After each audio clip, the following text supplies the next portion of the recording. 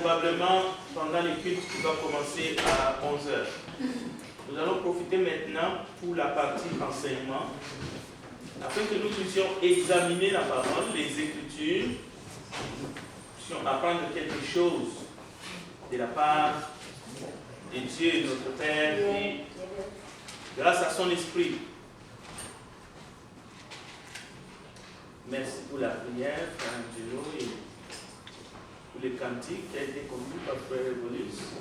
Je voudrais encore remercier ceux qui vont nous suivre très loin à travers les réseaux sociaux, même plus tard dans la journée ou le soir, dans d'autres cieux.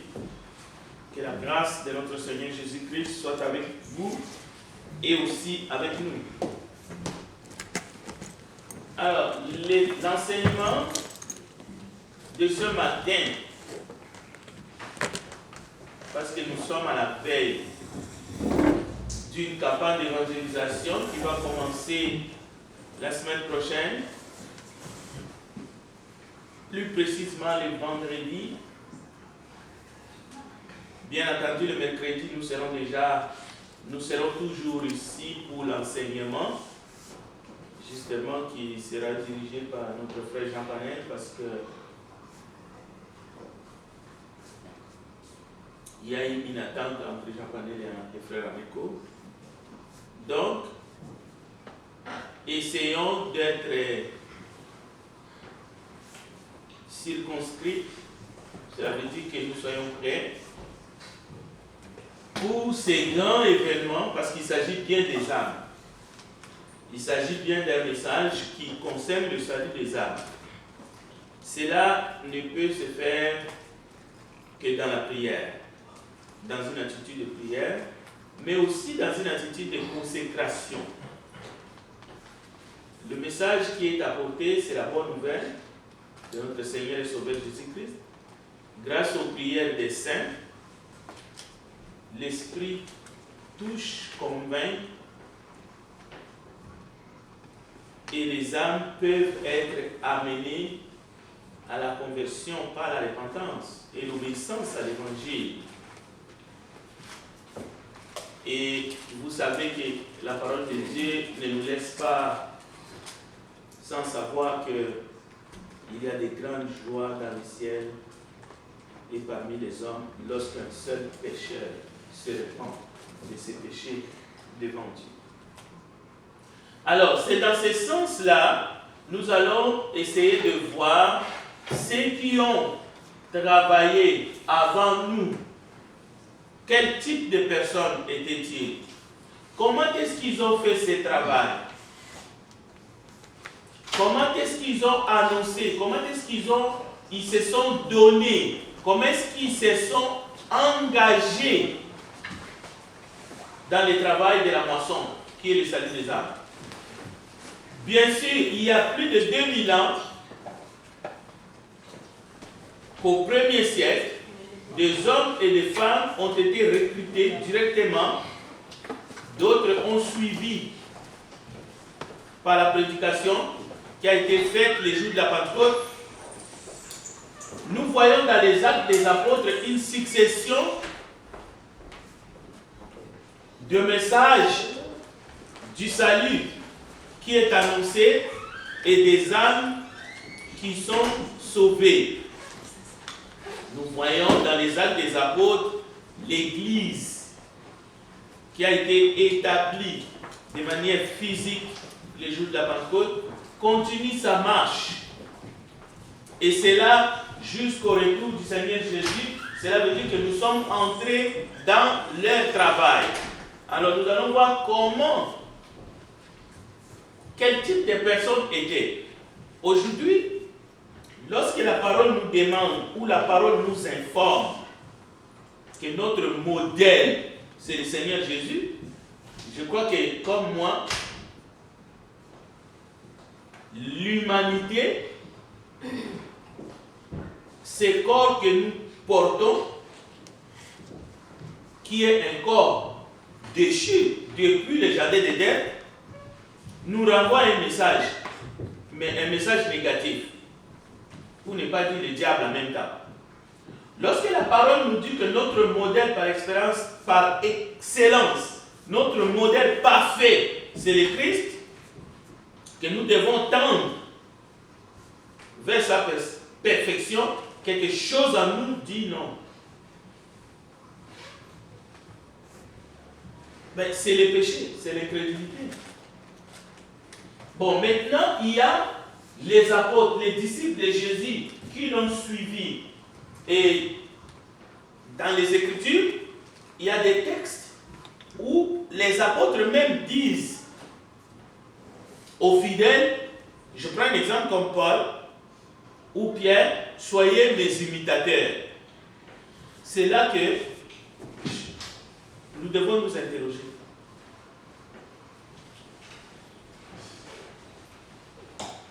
Est-ce que lorsque Paul dit qu'on doit l'imiter,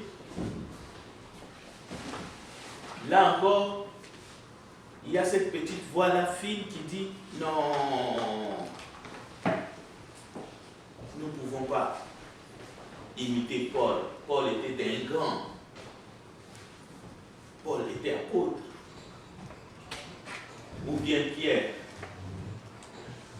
Ben, si cette petite voix-là, les rossignols, qui parle dans notre cœur, qui parle dans notre tête, chaque fois qu'il y a un travail, un événement, comme une campagne d'évangélisation, de temps en temps, tu attends les rossignols, écoute, Dieu n'a pas besoin de toi, de toutes les façons, tu ne chanteras rien. Les gens ne vont pas se convertir. L'église va continuer à se vider. Cela veut dire que toi, tu as besoin d'être délivré. Parce que tu es possédé. Il y a quelque chose qui te bloque. C'est pour ça, d'ailleurs, que le travail de Dieu stagne. Cela veut dire que toi, tu es lié. C'est pour ça que même cette campagne qui arrive, en fait, tu seras nulle part. Même ce que tu vas faire, mais tu vas le faire mollement. C'est-à-dire sans la foi. Au fait, tu es un défaitiste. Le diable a réussi à t'abattre. L'esprit de vie qui est en Christ n'est pas en toi. Il faut que tu pries, même que tu recherches, que tu supplies, pour que tu sois rempli par le Saint-Esprit. Alors, regardez avec moi pour enlever justement devant nous toute forme d'excuse.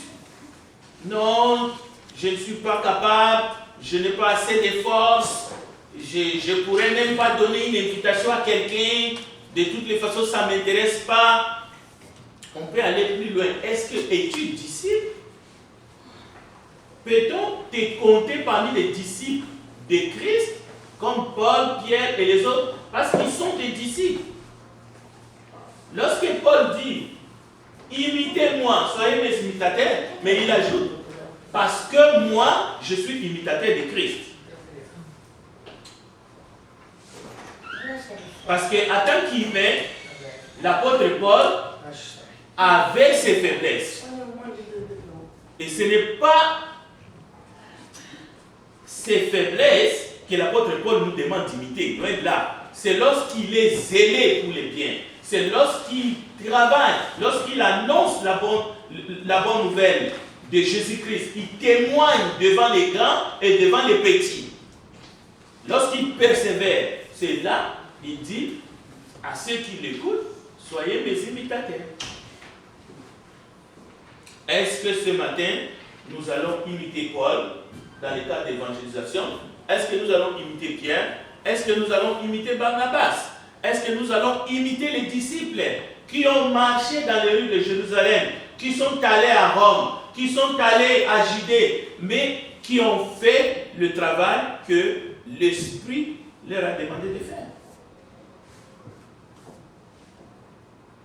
Est-ce que nous allons imiter le Seigneur qui a laissé son trône et qui est venu sur la terre et qui a vécu pendant 33 ans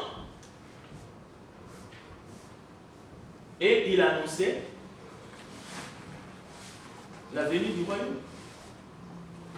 Et non seulement il a annoncé, il s'est livré à la croix et il nous demande de le suivre.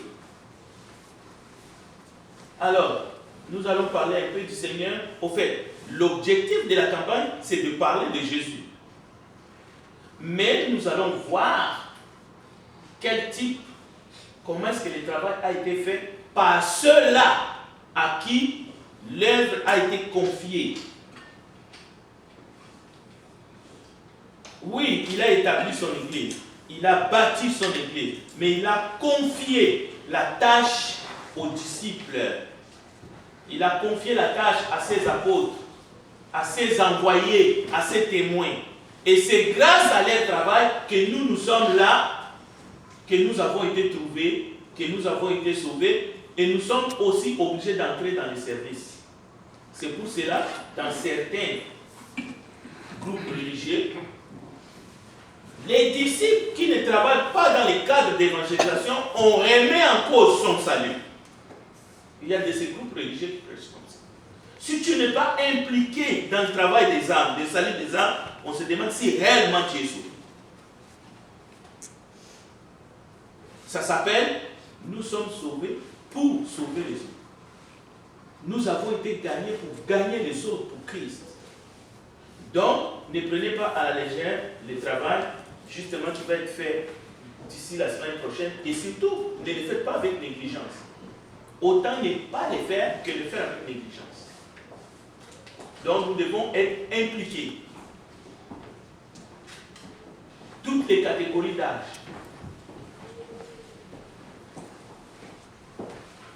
Bon, le premier exemple que j'ai choisi, d'abord, c'est l'apôtre Paul.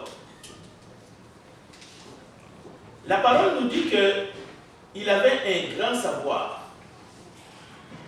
On va voir le deux types de savoir que cet homme qui s'appelait Saul et qui est devenu Paul, l'apôtre des païens, c'est pour cela que je l'ai choisi, vous comprenez? Parce que nous sommes des païens, nous sommes de ceux-là qu'on identifie comme étant les païens parce que nous sommes des non-juifs et en plus. Donc, il avait d'abord un grand savoir acquis selon l'instruction qu'il a reçue au pied d'un certain Gamaliel. Maintenant, il faut comprendre que un roi va identifier chez lui un grand savoir. Et ce roi-là s'appelle Agrippa. Nous allons les lire tout à l'heure, je crois dans Actes chapitre 26. Ce roi-là va lui dire, Paul, ton grand savoir te fait déraisonner. Maintenant, il faut faire attention. De quel grand savoir ce roi faisait allusion? Est-ce que du savoir que cet homme a acquis selon l'instruction qu'il a reçue auprès de Gamaliel, ou bien c'était un grand savoir que cet homme a acquis alors que le Seigneur Jésus-Christ lui est apparu? Souvent, il y a une mauvaise attitude de se voir petit. Qu'est-ce que je vais dire? Moi, qu'est-ce que je vais dire si je m'approche à quelqu'un, ma main tremblante, comment est-ce que je pourrais même commencer à donner une invitation à quelqu'un? Et si on me posait une question, je risque même de ne pas répondre. Le grand savoir que le roi Agrippa identifie, même s'il dit ton grand savoir te fait déraisonner, de quel grand savoir s'agit-il? Deuxième exemple, c'est Moïse. en personne. Moïse, nous le verrons même dans le message, parmi les Hébreux, il était, selon les Écritures, le plus instruit. Mais où et comment? Mais parce qu'il s'est retrouvé dans la cour de Pharaon. Et d'ailleurs, grâce à Étienne, le grand savoir de Moïse est identifié, sa source est identifiée. Le fait que Moïse a grandi dans la cour du roi, la cour de Pharaon, donc il a bénéficié d'une instruction que les esclaves ne pouvaient pas bénéficier. Ses frères et sœurs. Parce que Moïse c'était un hébreu. Alors il était très instruit. Il connaissait tout ce qu'il faut, tout ce qu'il fallait savoir en Égypte antique. C'était la grande puissance.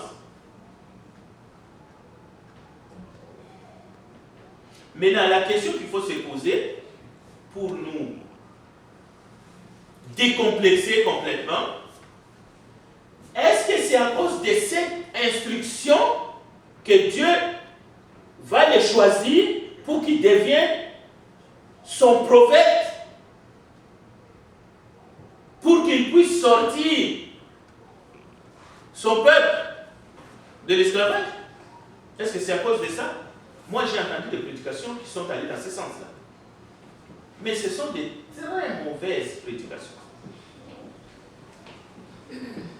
Non, Dieu est allé chercher Moïse parce que Moïse était le plus instruit. Pensez-vous vraiment que le Dieu du ciel, il a besoin de l'instruction que Moïse a reçue dans la cour de Pharaon pour que lui puisse se servir de Moïse? Les 40 ans, parce qu'il avait 40 ans, lorsqu'il a quitté l'Égypte, mais pas pour devenir prophète, hein, mais pour fuir. Pour fuir l'Égypte. Il était déjà meurtrier. Il a déjà tué quelqu'un. Maintenant, il risque d'être dénoncé par, voilà, par un de ses frères, qu'il a vu lorsqu'il a tué la personne.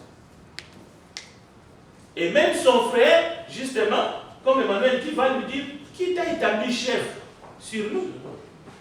Alors, Moïse savait que son propre frère va le dénoncer, c'est là qu'il va fuir. Il avait 40 ans.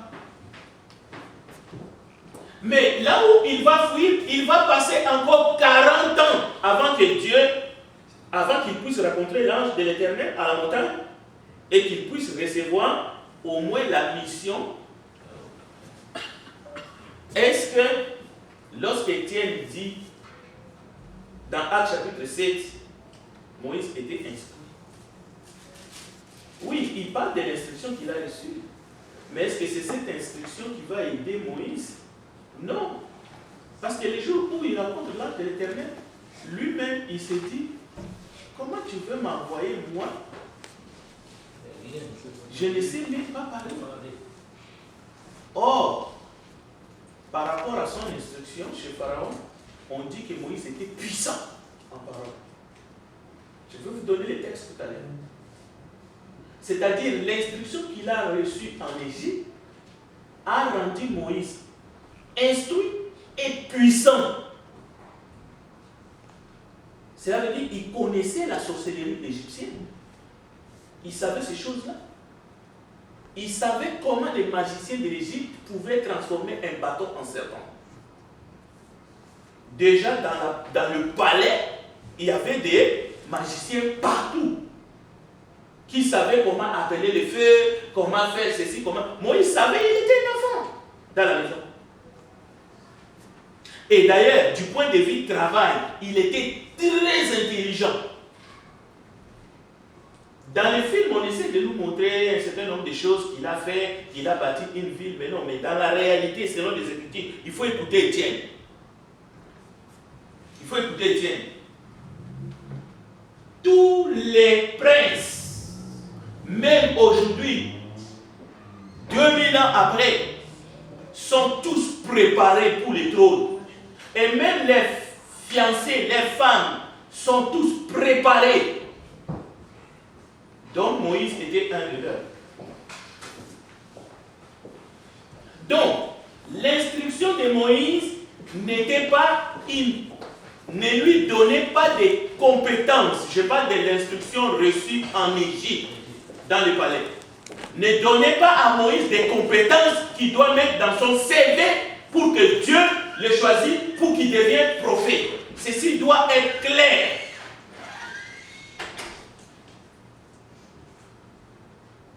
Alors, ne vous voyez pas petit.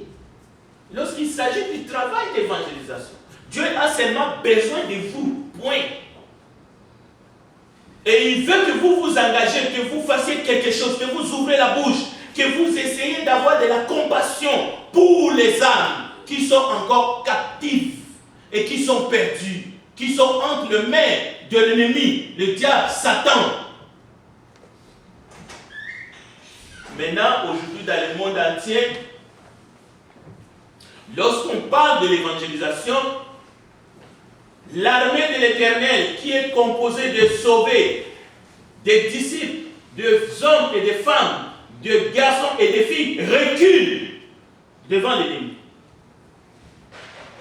Parce que la morale est tellement dépravée, parce que ceci, parce que cela, il y a des esquisses partout, et en plus, on trouve des gens qui viennent dans l'église comme s'ils allaient dans un restaurant juste pour manger et puis ils sortent. On va venir ramasser les couverts. Non. Ça, ce n'est pas le travail de l'église. Et l'église, ce n'est pas ces bâtiments. L'église, ce sont des hommes et des femmes qui ont été sauvés par le sang de l'agneau, par le sang de Jésus. Et lui, il veut que nous soyons des ouvriers dans sa maison. Où sont maintenant l'armée, les soldats de Jésus-Christ? Tout ce que nous faisons, que nous allons faire maintenant, l'adoration, la communion fraternelle, la communion à la table du Seigneur, le repas du Seigneur, la louange et tout, oui, c'est pour la gloire de Dieu.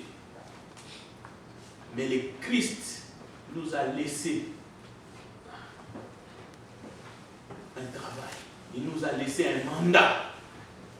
Il nous a donné une tâche.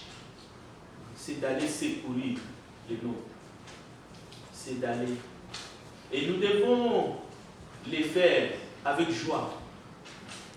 Parce que la moisson est grande. Et il y a peu de fruits. Nous devons travailler. Même en pleurant, nous devons le faire. Parce que le jour viendra où nous allons voir, voilà, nous allons voir les fruits de notre travail et nous serons dans la joie. Bon, voyons comment les apôtres ont fait ce travail. Je vais lire le texte. Regardez 1 Corinthiens chapitre 4, versets 8 à 13. Suivez dans votre Bible. Et vous allez voir, il ne s'agit pas de dire c'était facile. Non, ça n'a jamais été facile pour eux.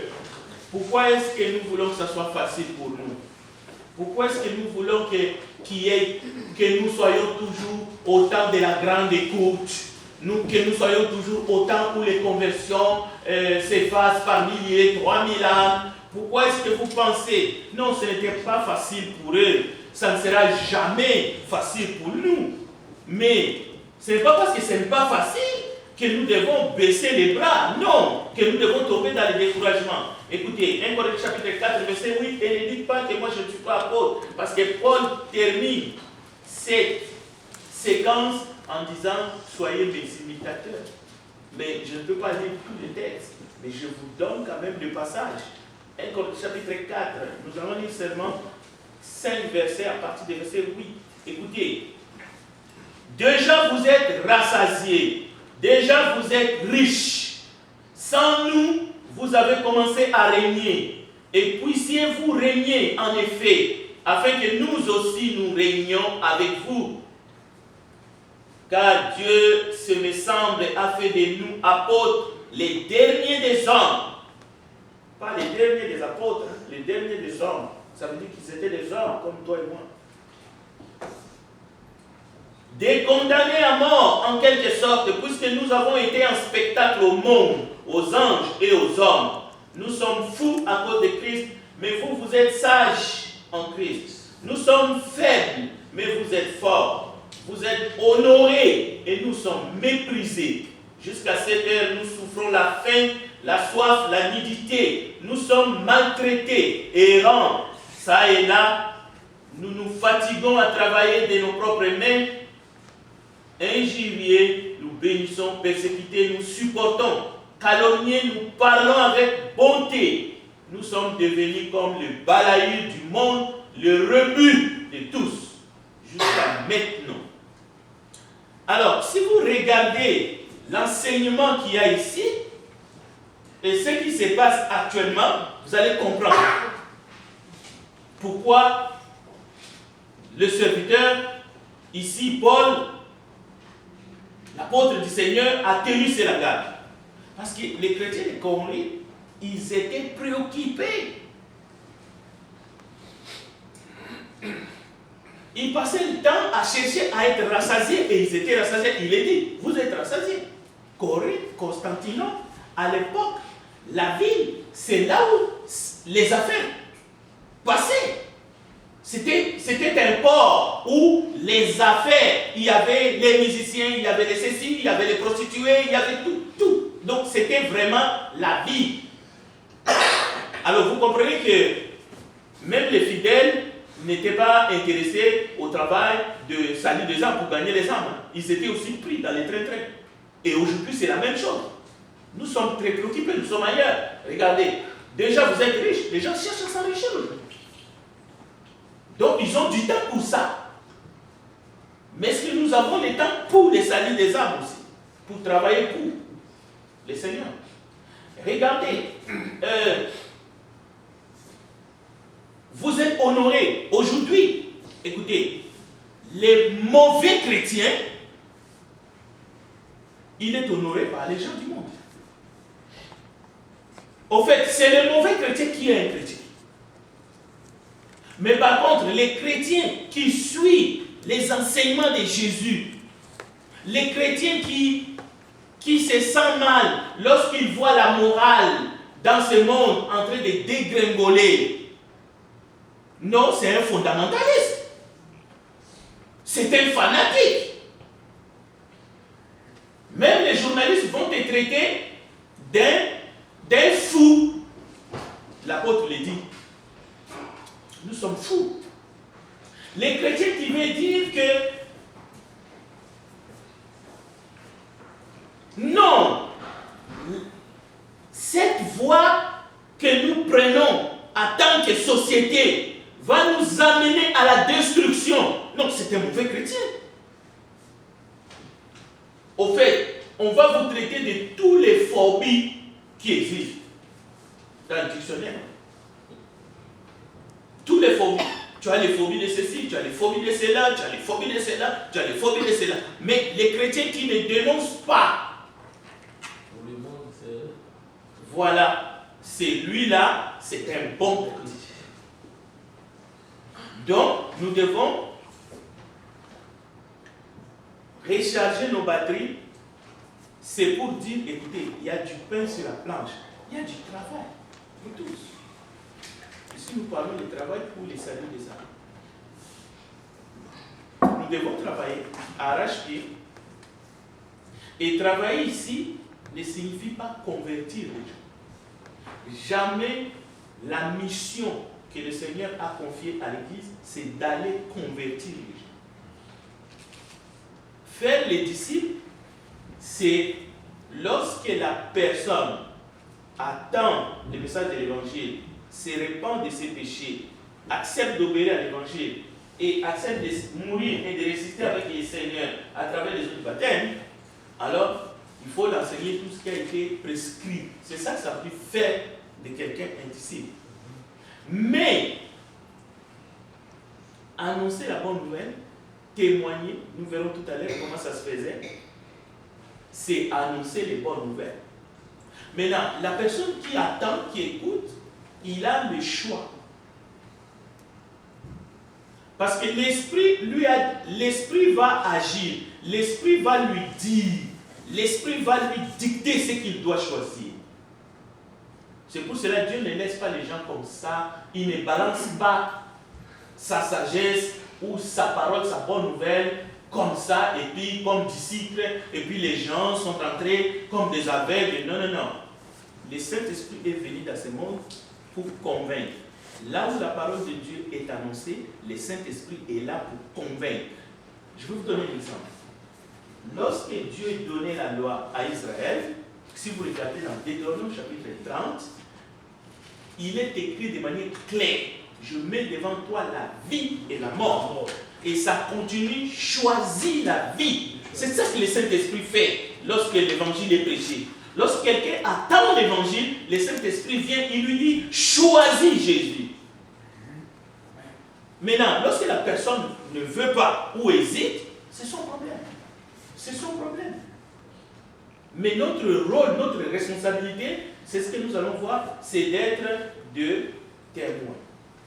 Est-ce qu'il y a des questions, des commentaires à ce niveau?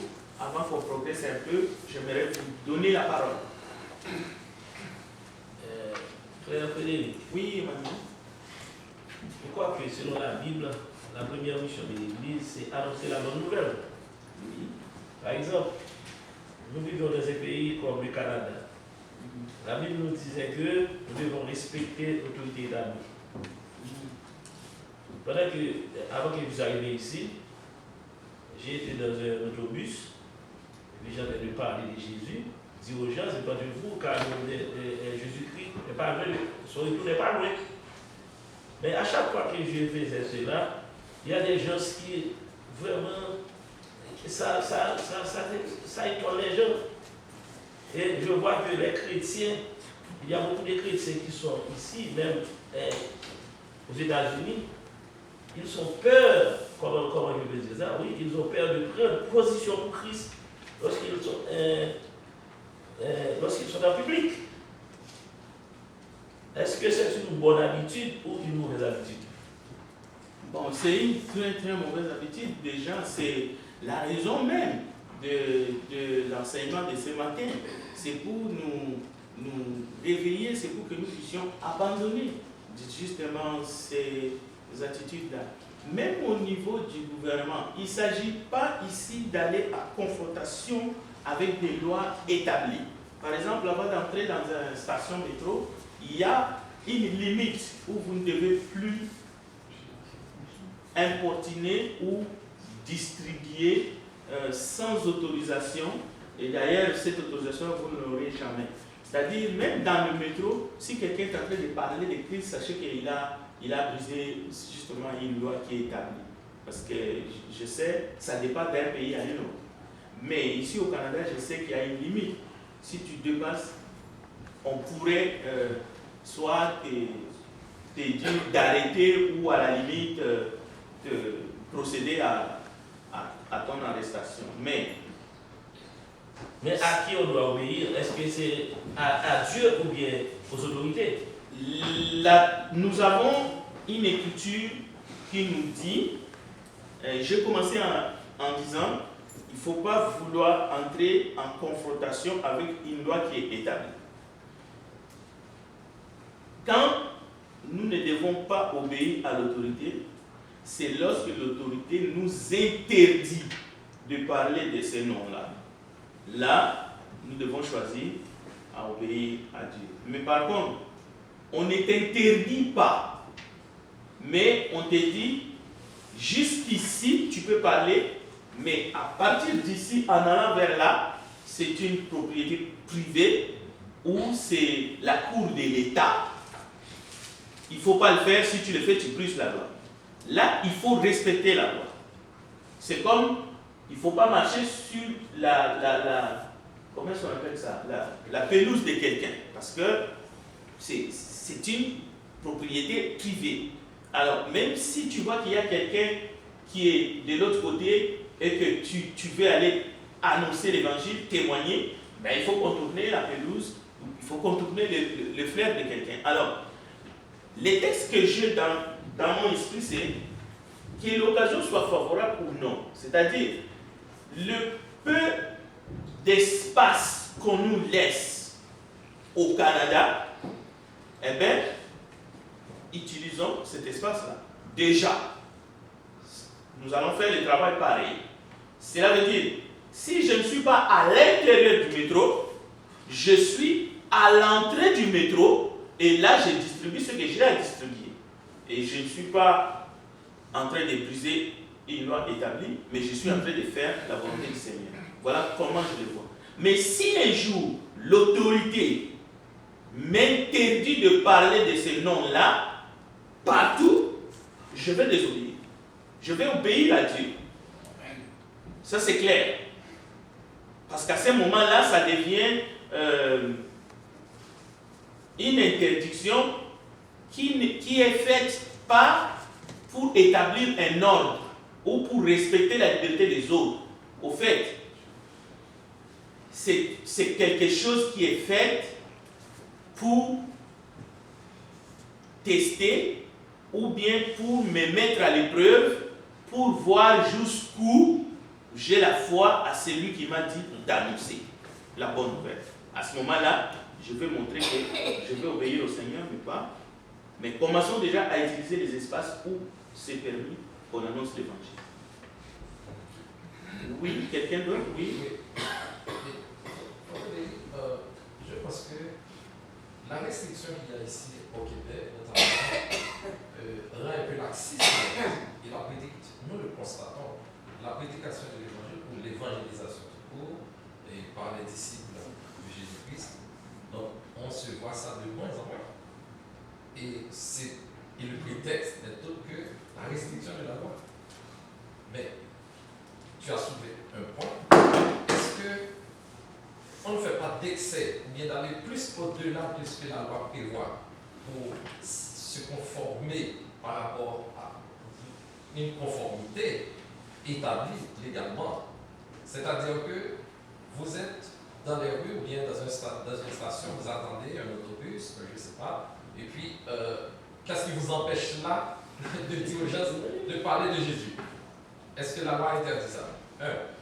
Vous rencontrez quelqu'un, vous le saluez, etc. Donc, tout dépend de la manière dont vous le faites. Donc, c'est-à-dire que, mais malheureusement, et puisque la loi met une certaine restriction, beaucoup de gens, je ne sais pas le nombre, mais quand même, quand on ne sait pas où est-ce que la loi interdit, où est-ce que la loi permet, etc., donc, au lieu d'entrer dans ce schéma-là, donc je me tais.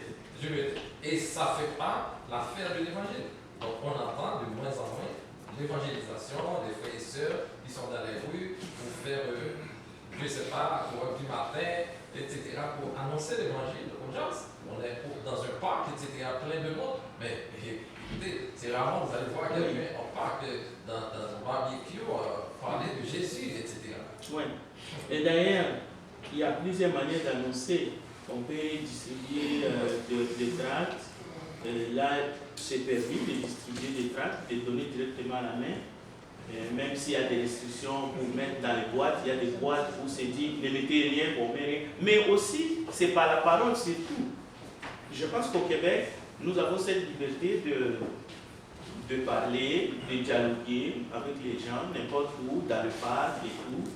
On est vraiment libre de parler de notre foi à notre interlocuteur, quitte à lui de nous dire non, je ne veux pas justement parler de ces sujets. Quant à moi, j'ose toujours oser faire ça. Pourquoi? Parce que quand je prends l'exemple de l'arrestation de Jean, je crois que c'est Jean et Pierre, à cause de l'évangile.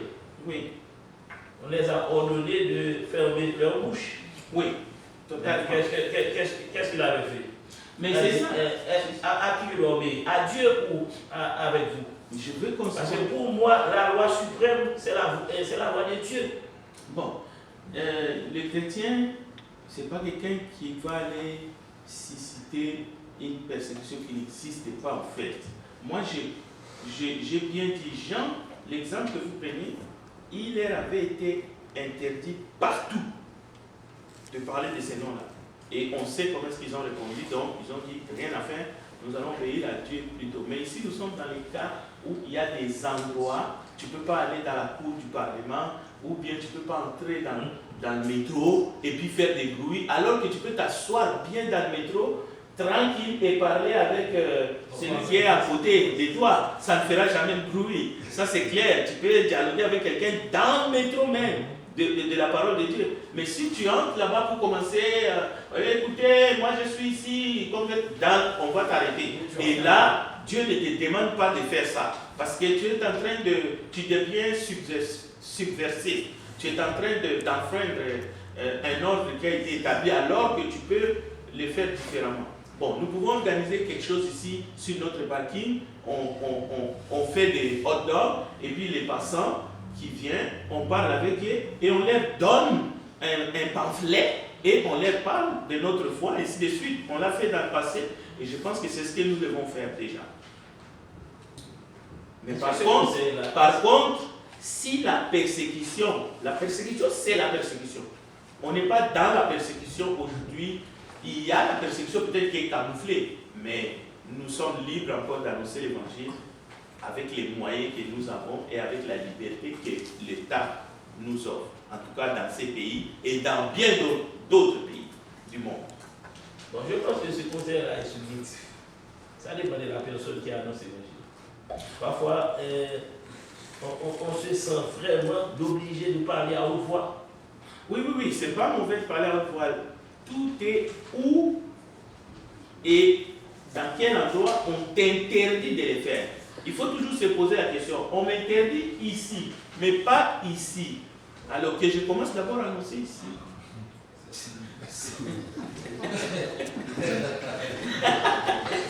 Alors si c'est l'esprit qui t'envoie là-bas, moi je ne peux pas te dire non là. J'ai des exemples des assemblées ici au Québec qui ont été demandées de se déplacer ou fermer tout simplement.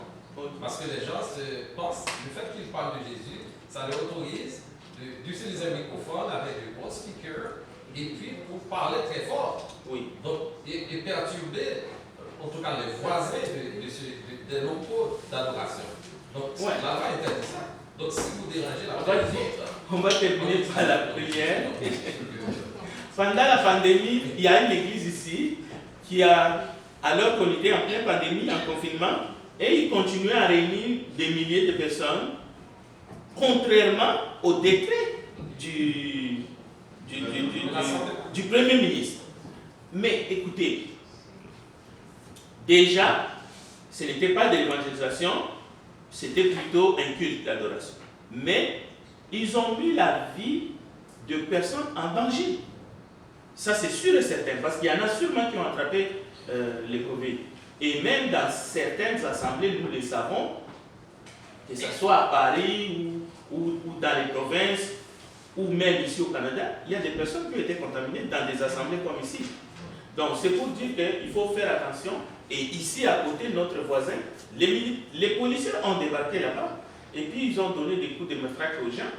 Bon, ils vont dire qu'ils ont réussi ça à quelle joie. Bon, c'est leur choix.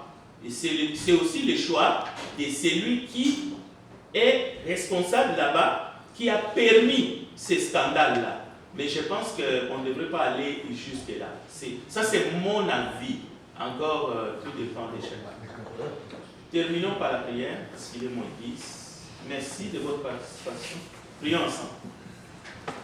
Tendre Père, nous te bénissons. Nous te demandons encore de nous abreuver par ton esprit, afin que nous soyons des vases utiles, afin que nous soyons des témoins